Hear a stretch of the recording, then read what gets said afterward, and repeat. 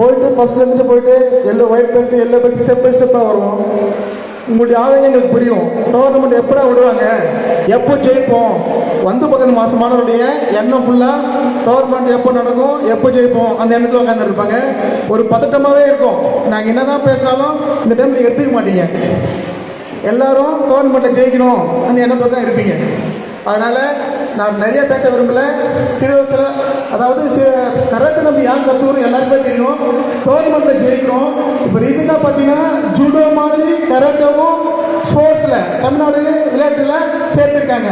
நம்ம வின் பண்ணிங்கன்னா gold, silver, prone அது வின் பண்ணிங்கன்னா நீங்களும் போயிட்டு மற்ற கவர்மெண்ட் ஜாப்க்கு ஈஸியாக போகலாம்.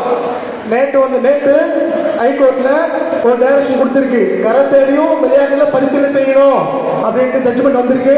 அதனால வெகு விரைவில் கராத்தே கலைஞர்களும் விளையாட்டு தொழிலில் சேர்க்கப்பட்டு நாமும் ஒலிம்பிக்கு போகலாம் என்று கூறிக்கொண்டு அனைவருக்கும் நன்றி தெரிவித்துக் கொள்கிறேன். நன்றி, வணக்கம்.